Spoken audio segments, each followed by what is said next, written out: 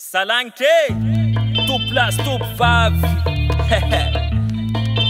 Arahaba, mbola tsara, salama va.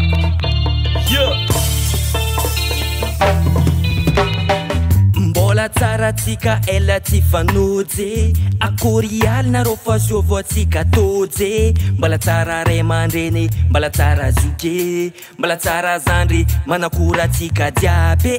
Iny vovô, akory alinarô, ravoravo, za ena hitanarô. Amrariny loatra za eko falifaly, anke itrine tsy takany omaly. Mbola tsara tsika ela tsy fanojy, akory alinarô fa sovoatsika tojy. Mbola tsara ray aman-dreny, mbola tsara zoky, mbola tsara zandry manakora tsika jiaby.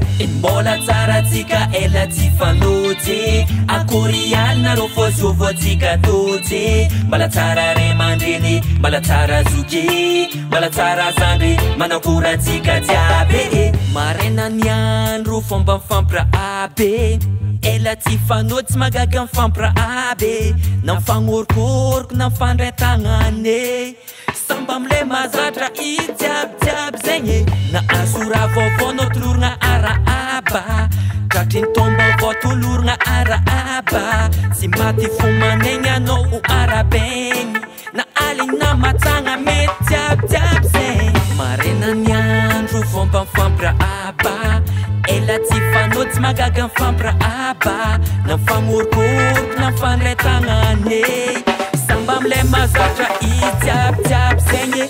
Mbola tsara tsika ela tsy fanojy, akory alinarô fa sovoatsika tojy. Mbola tsara ray aman-dreny, mbola tsara zoky, mbola tsara zandry manakora tsika jiaby. Mbola tsara tsika ela tsy fanojy, akory alinarô fa sovoatsika tojy. Mbola tsara ray aman-dreny, mbola tsara zoky, mbola tsara zandry manakora tsika jiaby.